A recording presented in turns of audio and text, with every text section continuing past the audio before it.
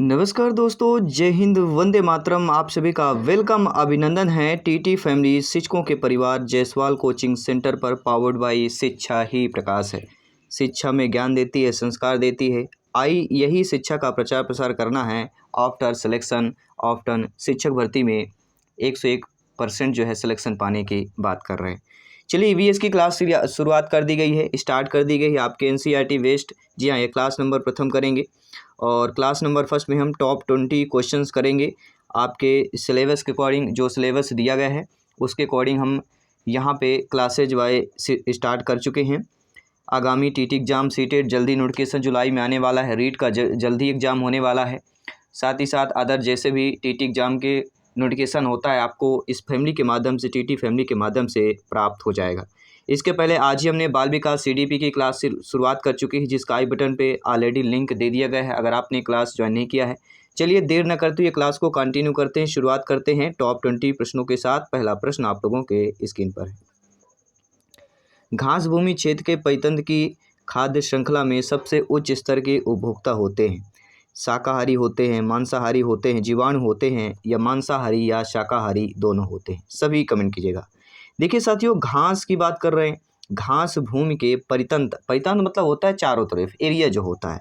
परितंत्र उसके चारों तरफ का तंत्र यानी एरिया। तो घास भूमि क्षेत्र के परितंत्र की खाद्य श्रृंखला में सबसे उच्च स्तर के उपभोक्ता, ठीक है, निम्न स्तर पूछा जाता है या फिर आपका उच्च स्तर पूछा जाता है। दो प्रश्न आपके एग्जाम पर पूछे जाते हैं। तो सबसे जो उच्च स्तर होता है वह होता है मांसाहारी का, और सबसे जो निम्न स्तर होता है वह होता है शाकाहारी का। ठीक है, तो आई होप आप लोग समझ गए होंगे। According to questions right option number B option सही हो जाएगा। दूसरा प्रश्न है जो आप लोगों की स्क्रीन पर दिया गया है। निम्नलिखित में से कौन सा जैव मंडल का जैविक घटक नहीं है? जी हाँ, प्रोटीन हो गया, मृदा हो गया, कवक हो गया, फास्फोरस हो गया। देखिए आप सभी लोग परिचित हैं कि जैव मंडल के या जैव मंडल का अजैविक घटक पूछा गया है। तो आप जानते हैं प्रोटीन हो गया, मृदा हो गया, फास्फोरस हो गया, ये हमारे पर्यावरण के क्या कहलाएंगे? अजैविक घटक हो जाएंगे। ठीक है, लेकिन जो आपका ऑप्शन नंबर सी दिया गया कवक, ठीक है, जो कवक होता है, ये कवक किस में आता है? कवक आपके जैविक में आ जाता है। ठीक है, कवक आपका जैविक में आता है, इसलिए ये आपका अजैविक घटक नहीं होगा, वह आपका कीजिएगा। चलिए, आपका कमेंट आ चुका है। सिलेक्शन पाने की तैयारी जो न्यू है, आपको पता है एनसीईआरटी बेस से क्लास से ही शुरुआत होती है, और तैयारी अगर आपने जारी कर दिया है, मन से, दिल और तन से जारी कर दिया है, तो ये दो लाइन अपने मन में बैठा लीजिएगा। लग चुकी है तलब मंजिल की, लग चुकी है तलब मंजिल की, अब खुद को आग में झोंक लेंगे।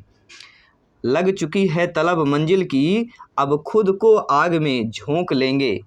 ये ठोकरें कहती हैं मारा जाएगा, हौसले कहते हैं देख लेंगे। जय हिंद साथियों, सभी कमेंट कीजिएगा। चलिए बात करते हैं प्रश्न की। उसके पहले जान लेते हैं कि पौधे, जानवर, मनुष्य, कवक, सूक्ष्म जीव आदि जैविक घटक पर्यावरण के जैविक घटकों के अंतर्गत, जैसे पौधे, प्राणी, मानव, जंतु, परजीवी, सूक्ष्म जीव आदि एवं अवघटकों को शामिल किया जाता है। और परितंत्र में जैविक घटक, अजैविक घटक पृष्ठभूमि में परस्पर क्रिया भी करते हैं। और इनमें क्या होता है? प्राथमिक उत्पादक, जिसे हम स्वपोषी कहते हैं। स्वपोषी क्या होते हैं? एक प्राथमिक उत्पादक होते हैं। और परपोषी क्या होते हैं? उपभोक्ता में आते हैं। ठीक है, तो ये आप भी आपने समझ लिया होगा।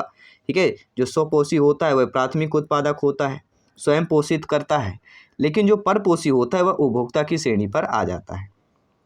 तीसरा प्रश्न है इस प्रश्न से भी आप सभी लोग परिचित होंगे। एग मार्क का संबंध है। जी हाँ, कोई भी प्रोडक्ट जब हम खाद्य सामग्री लेते हैं, एग मार्क वहाँ पे लगा होता है, और आपको सूचित भी किया जाता है कि बिना एग मार्क लगे हुए, ठीक है, आईएसआई का जो मार्क होता है उसके बिना लगे उस खाद्य सामग्री को नहीं लेना चाहिए, ना ही सेवन करना चाहिए, ना ही दूसरों को करवाना चाहिए। क्योंकि एग मार्क का संबंध जो होता है साथियों, वह होता है गुणवत्ता से।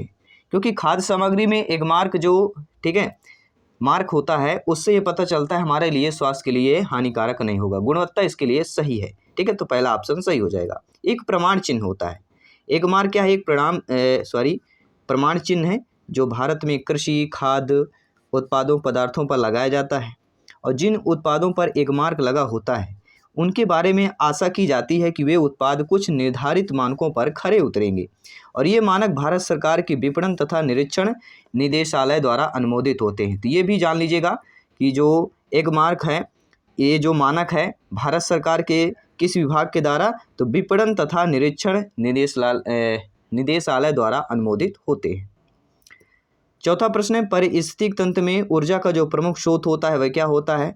आपका टीईपी, सूर्य का प्रकाश, डीएनए, आरएनए। सभी कमेंट कीजिएगा। अगर देखिए साथियों, एग्जाम में अगर कहीं ना कहीं 2-4 नंबर अंक रह गए हैं, आपकी तैयारी में कुछ न कुछ कमी रह गई है, इस बार बिल्कुल जोरदार तैयारी करना है, क्योंकि अब आपको बेसिक चीज़ें पता हो गई हैं। पहले तो आपको बेसिक चीज़ें नहीं पता थी, लेकिन अब बेसिक चीज़ें पता हो गई हैं, जानकारी बहुत ही ज़्यादा हो चुकी है आपके पास। ठीक है, तो अब आप लोगों को तैयारी कैसे करना है ये भी आप लोगों को पता चल चुका है। ठीक है, तो चलिए फीडबैक कीजिएगा।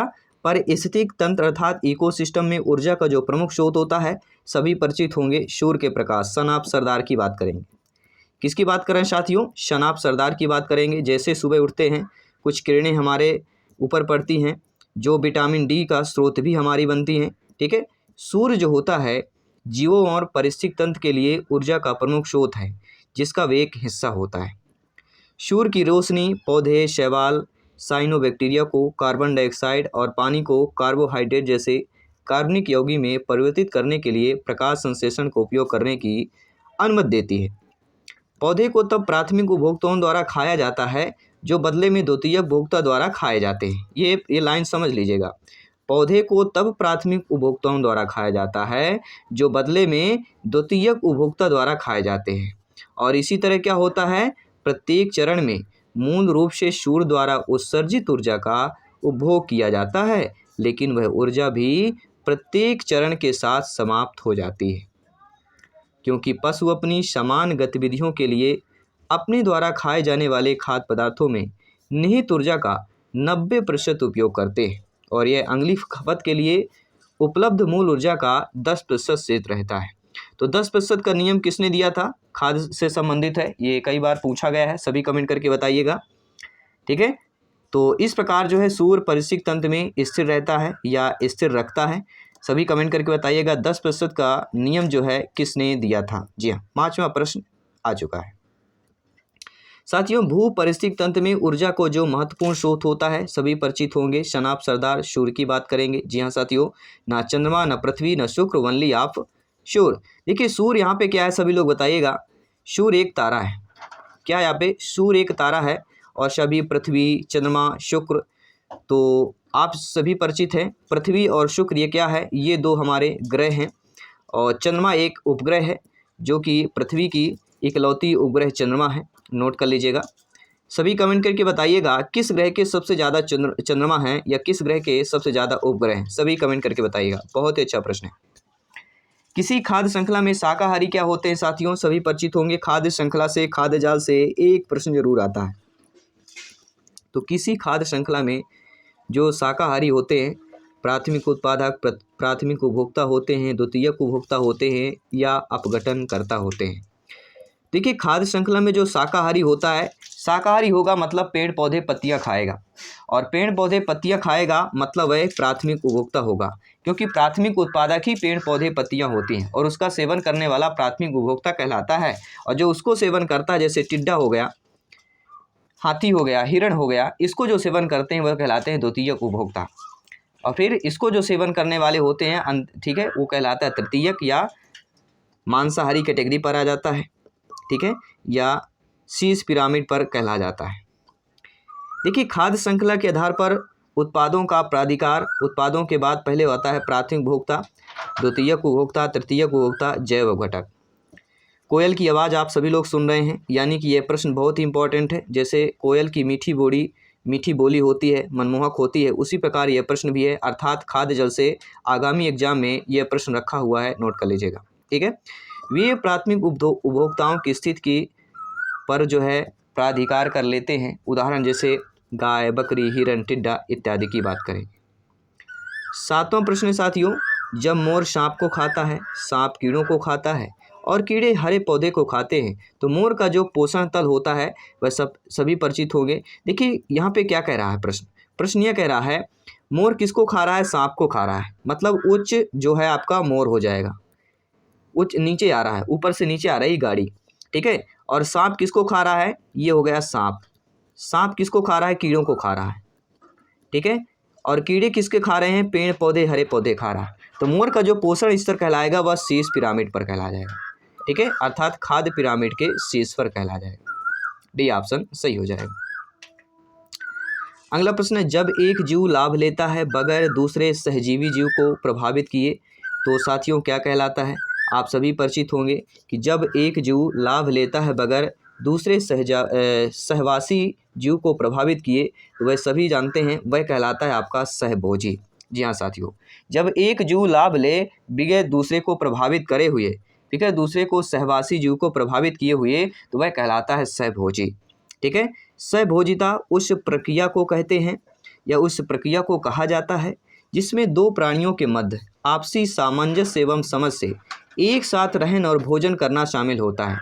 इसमें सहभोजी प्राणी एक दूसरे को हानि नहीं पहुंचाते हैं अपितु लाभ पहचानने का या पहुंचाने का प्रयत्न करते हैं। जैसे मान लीजिए एक बुक ले लीजिए आप, मान लीजिए आपने एक बुक लिया, ठीक है, और आप ऐसा बना लीजिए कि एक जो है दो व्यक्ति हैं एक बुक पढ़ने, ठीक है, एक बुक है पढ़ने वाले दो व्यक्ति हैं। ये आप अगर सामंजस्य बना लें कि एक जो है व्यक्ति दिन में सोएगा रात में जागेगा, अर्थात रात में पढ़ेगा दिन में सोएगा, ये दिन में अदर काम कर लेगा। अगर एक व्यक्ति यह कह ले रात में वह क्या करेगा, सोएगा, दिन में अपना जो है स्टडी करेगा या बुक पढ़ेगा, ठीक है, तो ये कहलाएगा सामंजस्य। मतलब एक व्यक्ति दिन में एक व्यक्ति रात में पढ़ रहा है, बुक एक ही है, तो ये कहलाता सामंजस्य। अर्थात इसी प्रकार ये भी है। सहभोजी की बात करेंगे, सहभोजिता में दो व्यक्ति या दो प्राणियों के मध्य आपसी सामंजस्य एवं समझ के एक साथ रहन करना और भोजन करना शामिल होता है। इसमें सहभोजी प्राणी एक दूसरे को हानि भी नहीं पहुंचाते हैं, ठीक है, अपितु लाभ पहुंचाने का प्रयत्न करते हैं। अगला प्रश्न है इकोसिस्टम की सही परिभाषा क्या है। तो आप सभी परिचित होंगे इकोसिस्टम की जो सही परिभाषा होती है कि जीव समुदाय और उसके वातावरण का संतुलित तंत्र होता है। डी ऑप्शन सही हो जाएगा। अगला प्रश्न दिया गया है साथियों, बहुत ही अच्छा प्रश्न है, ध्यानपूर्वक समझ लीजिएगा कि जो शाकाहारी जंतु भोजन के लिए हरे पेड़ पौधे पर निर्भर रहते हैं वह प्रथम चरण उपभोक्ता कहलाता है, द्वितीय चरण, तृतीय चरण या उपभोक्ता की श्रेणी पर आता है। देखिए अभी हमने खाद्य जाल से संबंधित एक बहुत ही अच्छा उदाहरण समझा था, इसके पहले एक प्रश्न भी किया था कि जो शाकाहारी जंतु भोजन के लिए हरे पेड़ पौधे पर निर्भर रहता है वह कहलाता है प्रथम चरण उपभोक्ता। क्योंकि हरे पेड़ पौधे को जो खाएगा, क्योंकि हरे पेड़ पौधे क्या होते हैं, प्राथमिक उपभोक्ता होते हैं, ठीक है, और उसको जो सेवन करने वाले होते हैं वह प्राथमिक उपभोक्ता हो जाते हैं, ठीक है। तो उत्पादकता और उपभोक्ता, पेड़ पौधे क्या हो गए, एक उत्पादकता हो गए, ठीक है, प्राथमिक उत्पादक हो गए, और उनको जो सेवन करने वाले जैसे हाथी हो गया, हिरण हो गया, टिड्डा हो गया, ये क्या होते हैं, पेड़ पौधे खाते हैं, हरे पत्ते, ठीक है। तो ये क्या कहलाएंगे, प्रथम चरण उपभोक्ता। अर्थात जो यहाँ पे पहला ऑप्शन दिया गया है वह हमारा सही हो जाएगा। आइए बात करते हैं अगले प्रश्न की। जैविक समुदाय में प्राथमिक उपभोक्ता क्या होता है। तो जैविक समुदाय में जो प्राथमिक उपभोक्ता होता है वह शाकाहारी होता है, ठीक है, ना तो आपका मांसाहारी कहलाएगा, ना ही सर्वाहारी, ना ही डेट्रिटिव और की बात करेंगे तो शाकाहारी कैटेगरी पर आ जाएगा, ठीक है। खाद्य जाल से ज़्यादा प्रश्न कर रहे हैं क्योंकि टॉपिक ही आज चल रहा है आपका। जी हाँ, टॉपिक आपका पहला है और पहला टॉपिक है आपके सिलेबस के अकॉर्डिंग एनसीईआरटी के पैटर्न बेस चल रही है। किसी परितंत्र में तत्वों का जो चक्रण होता है वह क्या कहलाता है। जैव भू रासायनिक चक्र, भूवैज्ञानिक चक्र, रासायनिक चक्र या इनमें से कोई नहीं। देखिए साथियों, किसी भी परितंत्र में जो तत्वों का चक्रण होता है वह कहलाता है जैव भू रासायनिक चक्र। जी हाँ, जैव भू रासायनिक चक्र जीवमंडल के जीवित और निर्जीव घटकों के बीच जैव आनुवांशिक पोषक तत्वों के आदान प्रदान या संचलन को संदर्भित करता है। देखिए, बायोजेनेटिक पोषक तत्व जीवों द्वारा उनके शरीर निर्माण और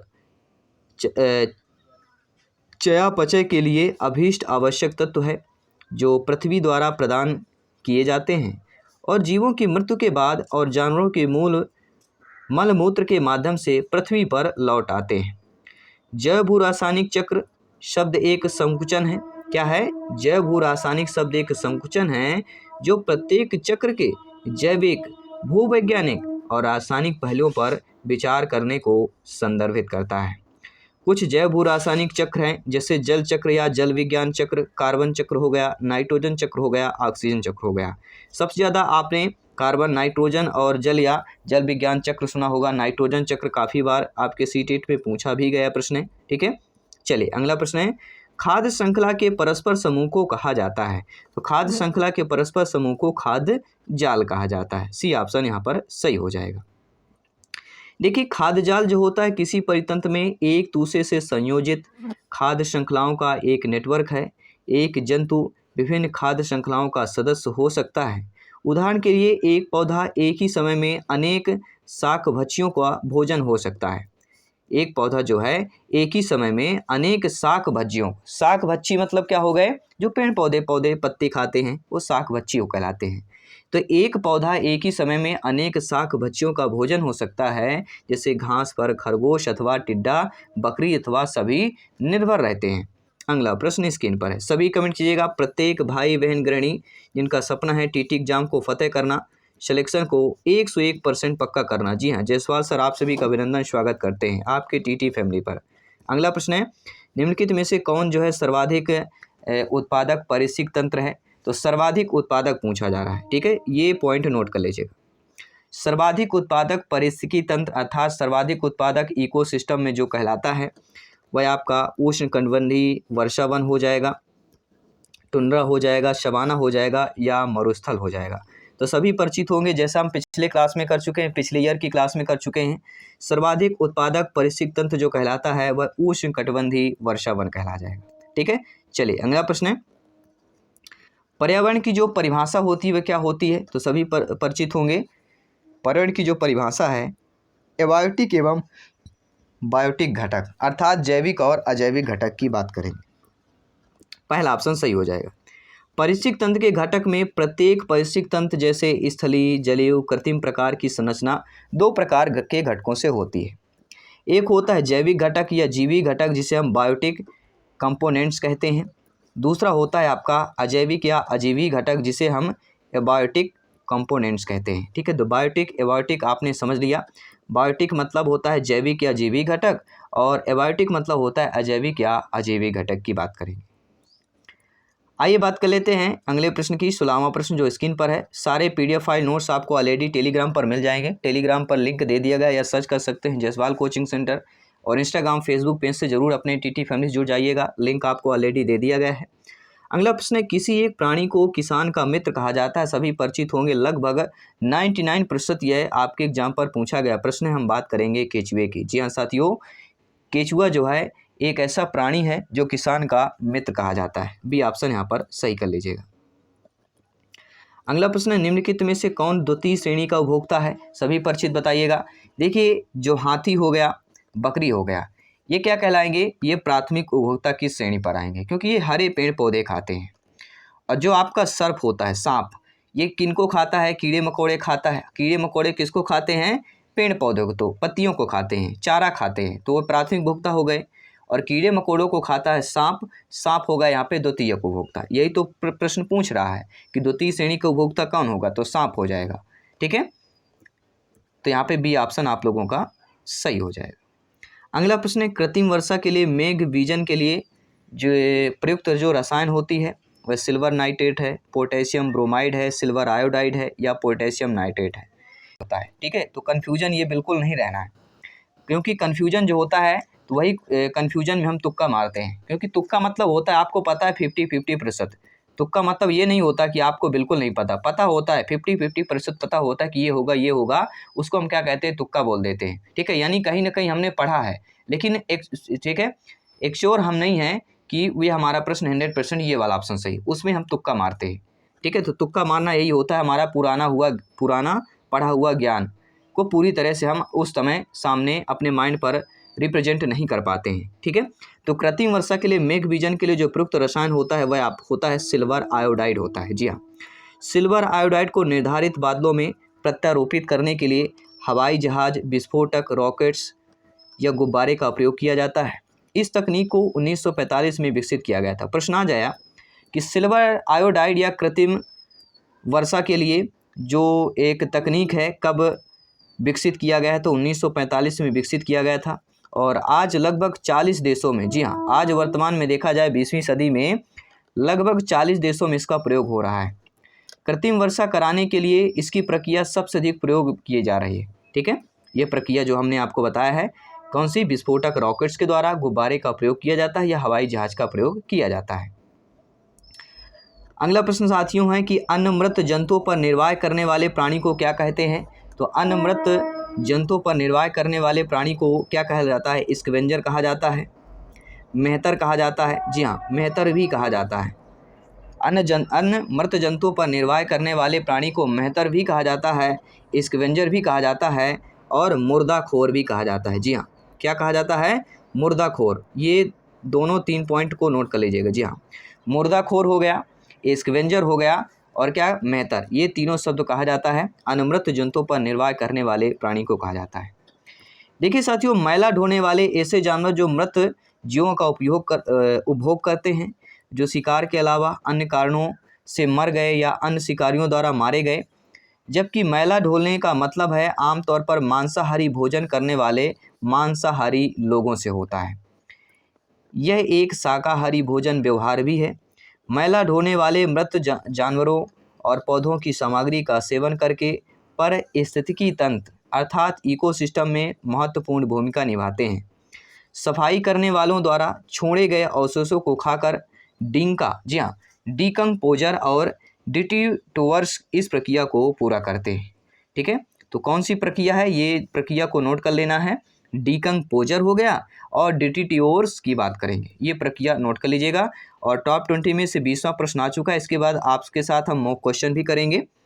पारिस्थितिकी तंत्र का उदाहरण क्या होगा? जी हाँ, इकोसिस्टम का एग्जाम्पल से बताना है। सबसे बढ़िया एग्जाम्पल तालाब होता है, इकोसिस्टम। ठीक है, पारिस्थितिक तंत्र अर्थात इकोसिस्टम एक क्षेत्र विशेष में विकसित एक इकाई है जिसमें विभिन्न जीवों का समूह विकसित होता है। इसमें क्या होता है? विभिन्न प्रकार के जैसे पादप हो गए, वनस्पतियाँ हो गई, जल जीव, स्थलीय जीव सम्मिलित होते हैं। और ये जीव प्राथमिक उत्पादक हो गए, द्वितीयक उत्पादक हो गए, उपभोक्ता एवं अपघटक के रूप में होते हैं। चलिए दोस्तों, आइए जान लेते हैं आज का आपके लिए मॉक क्वेश्चन क्या है। मॉक क्वेश्चन क्या है? निम्नलिखित में से जैविक घटक है पादप, मृदा, वायु, जल। इसमें से आपको कमेंट करके बताना, फीडबैक करके बताना है कि इनमें से आपका जैविक घटक कौन सा है। और टॉप 20 में से आपने कितना स्कोर किया इस क्लास पर? एनसीईआरटी बेस्ड क्लास पर पहली क्लास थी। आई होप आप सभी प्यारे मित्र यहाँ पे बेहतरीन फीडबैक किए होंगे। मैं आपके साथ जयसवाल सर, डेली क्लासेज हमारी चल रही है। लगभग सभी सब्जेक्ट की क्लासेज लाने की कोशिश कर रहे हैं। मटेरियल हमारा तैयार हो रहा है, यानी पीडीएफ फाइल्स जो है तैयार हो रही हैं। ठीक है, क्योंकि आने वाली जो एग्ज़ाम्स हैं, आने वाले जो पेपर हैं, ठीक है, उसके लिए तैयारी अभी से करनी है, क्योंकि अभी पर्याप्त समय है। डिटेल के साथ चर्चा करेंगे, डिटेल के साथ बातें करेंगे, क्वेश्चन को तोड़ेंगे मरोड़ेंगे और बिल्कुल उसका कंक्लूजन तैयार करेंगे, ताकि यह प्रश्न या इससे रिलेटेड भी प्रश्न आएगा आपसे श्योर प्योर बनना चाहिए, क्योंकि सिलेक्शन यहाँ पर सर्वोपरि है। मैं आपके साथ जयसवाल सर, जल्द मिलता हूँ आपकी अगली क्लास पर। धन्यवाद सभी का।